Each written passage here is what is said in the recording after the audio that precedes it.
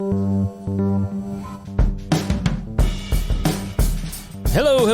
and welcome to the Homeowner Show. We're so glad you could join us for this brief interview live from Pedro's here in Conroe, Texas with the Net Elite. I've got a special guest sitting with me right now, and we're so glad that he could be with us for this episode. If you have not yet, go ahead and hit the like button, the share button, all the fun buttons that you can to help promote this episode. So thankful for everyone joining us.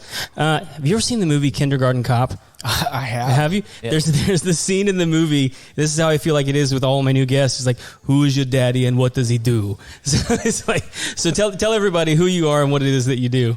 So my name is Shelby Standley. I am a custom carpenter. I really started doing this stuff about 5 or 6 years ago. I've been doing it for a lot longer than that, but for business wise, and then and my business is Cadeau Carpentry. It really just kind of blossomed from doing home renovations, and then here we are, just doing exclusive custom cabinets, custom kitchens, full renovations, and everything in the like. When I say full renovations, like kitchen renovations, full custom cabinet side, anything regarding woodworking. Awesome. And so, like, how did you even get started learning how to do this? Because, like, we don't have like shop class in schools anymore, right? I mean, did you go to a school that had a shop class? I did go to a school that had a shop class. I didn't take the shop class. You didn't take shop class. I was an FFA student. So you have all your fingers. So that's okay. I have 9.8 fingers. Oh, that one right there? Yep. Nice. That's a good war wound. Yeah. So it's you got fun clipping that one. You know, you have a good carpenter when he's got almost all of his fingers. Almost, yeah. That's a sales tactic for me. It's like a sign of experience. Yeah, if you haven't had a good carpenter, you know, if he's got all of his fingers, that you know he's not just good enough yet. So how did you learn how to do all this? Progressive, just doing it. I'm a problem solver, so I like the challenge of learning something new, and I love the challenge of taking a picture, somebody giving me a picture and saying, I want to make this. So where it came from was somebody would give me plans or renderings or designs, and then I would slowly just analyze every aspect of it and then create it. Yeah. And now I can take a room. Pull that just a little bit closer to you. Right? And now I can take a room and create the entire room based on how I see it. So what somebody says is, I want to build this, and they'll give me a picture of a cabinet door, and then they'll give me a picture of a design that works in that, and I'll take that space and then slowly create that. I'll build a rendering for that client, but realistically, every aspect of that room or every aspect of that one individual project is all in my head. Right. And so every measurement, every single thing I do is in my head. So is a lot of this because like store-bought cabinetry is just the way it is, and it's not going to fit into every space. And so like a guy like you comes along to do something custom, not necessarily cabinetry, but like, you know, furniture that fits in a space that like maybe they couldn't find a piece that fit that area because they've got a weird room or something like that. I think my niche is that I will see a picture. Somebody will see a picture of some unique design of something that somebody came in and built. Like, you know, you'll see the Pinterest.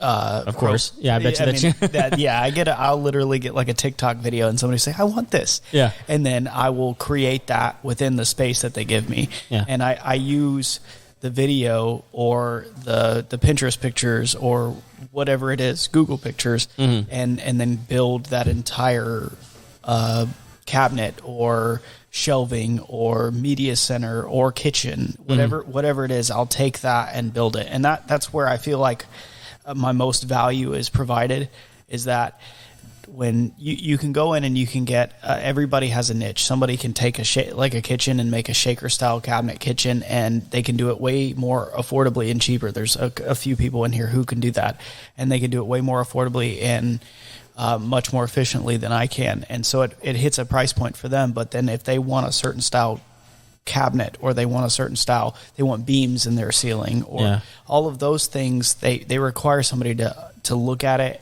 design it, and then build it. And that's where my business comes into place, is taking you want faux beams in your house. I can build foam beams. You want custom floating shelves, and you want a certain style where it's not just a slab of wood. You want boxed cabinet style floating shelf that goes in there, and then you want a specific type of wood like white oak or red oak, or It doesn't matter what it is. I mean, Sure. walnut, countertops. I can do it doesn't matter that it's so flexible and different for every project. Are people starting to want wood countertops again now? Is that something you're seeing? It has grown. Yeah? It has grown. The butcher block's always been around, but then you have live edge slab countertops that are popular, and then on top of that, kind of going hand in hand with Cadeau Customs is we do the epoxy. Okay. So we do know how to do the epoxy countertops. We do know how to do epoxy within live edge slabs and stuff like that. So it's growing into just whatever that customer wants specifically to their project. We're tailoring it to that. Yeah. I know the live edge epoxy tables have been huge for a long time now. I mean, and they're still popular. I mean, and you're even seeing it expand into I've started to see people pour metal into the live edge and then sand that down and get a sheen on that. And it's cool to watch because it'll light the wood on fire. And so then you get the striations in the wood that do some weird stuff there. Well, that's a whole other avenue I haven't even tried yet, which is taking the veins of running electricity through the wood. Yeah, I've seen that one too. That's cool. That's another aspect that I haven't even tried yet, but I mean, I know how it's done, and it's just knowing how it's done. I mean, everything, going back to that original question, everything I've learned is literally from YouTube and Google and trying and failing and trying and failing and trying and failing. Are you going to try the electric table? Eventually. Yeah? Yeah. Dude, you got to film it if you do. I will. Yeah. I mean, because if you're succeeding, it'll do well. But if you die... It'll do well. It'll do well, and your family will be set for life. Millions of views. That's right. Yeah, the tagline. Just get the life insurance policy before you try it out. And then film it. The headline on the YouTube is a guy dies trying to burn wood. It could be worth it. I don't know. Yeah. I don't know. I'm not going to try it. I'm going to let you handle it. Was there anything else you really enjoy doing that maybe unique or different from what other people are trying out right now? I think what I really enjoy about what I do and what's unique about what I do is I want to take something that somebody's not done a lot of, right, and say I'm going to create the reality of this. So there's some projects that I've done in the past where it's a designer and they give me the renderings, they give me the plans, and I have to create exactly what it is.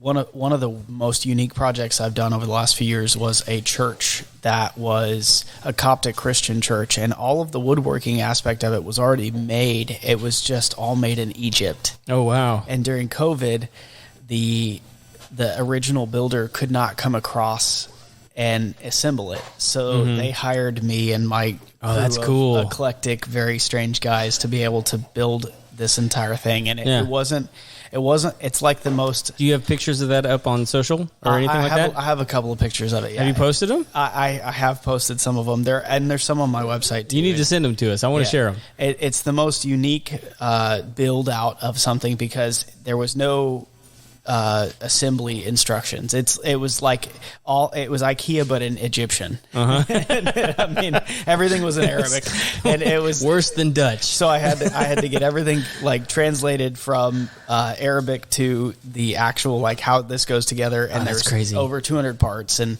we got a very long way on that one, and then ended up getting stuck on having to get the entire piece up because the top of it was 30 something feet in. Oh my gosh, the building. So there were some challenges and everything, and it's just overcoming those challenges and meeting the client expectation in the process. God, so those squirrely Egyptian carpenters is what it was sort of, yeah. That's crazy, man. Well, listen, we're up against a hard line here. So if people want to get a hold of you, and maybe there's other Coptic churches out there that have Egyptian carpenters that they need stuff shipped over to, how do people get a hold of you? So you can reach me on my Facebook and Instagram as Cadeau Carpentry. And then you can go to my website, www.cadeaucarpentry.com.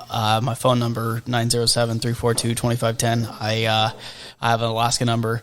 So okay. I'm from Houston, born and raised, but I lived up there for a while. So, but you can reach me in any of those avenues, and If you want to get a hold of me, just give me a shout. I can help you with anything woodworking. Awesome. Thank you so much for sitting down, man. It was really cool to hear about what all you've got going on.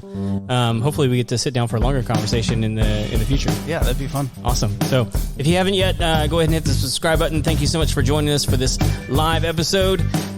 We'll see you next time. Take care.